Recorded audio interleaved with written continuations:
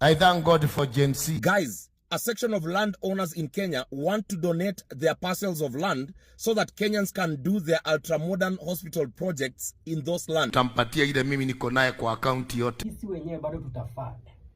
Tutakuwa tunawalipa per month. Na kama kuna watu wenyewe of course watajitolea ni sawa. Yeah. Gen Z tunajenga hosi. Sisi hatuna hizi mambo zingine, hatutaki hizi mambo zingine zetu. Sijui shoes, sijui shoes, sijui car. By the way tutakuwa na hizo programs. Na kama zitakuwa zetu zitakuwa zinafanya kazi. Manzi, I'm proud kukua mimi Gen Z. Gen Z.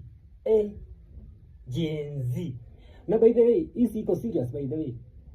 Hii tusiende hivyo sasa tufikishe hapo hivyo tukose kufika mahali tunataka. Unajua sisi tunaanziaga kitu alafu inamaliziwa na wasi wengine wa nchi zingine. Hii Nepal walimalizia vitu zingine zetu kwa tunataka kufanya. But sasa hii tumeanza na tumalize venye tu tumeanza.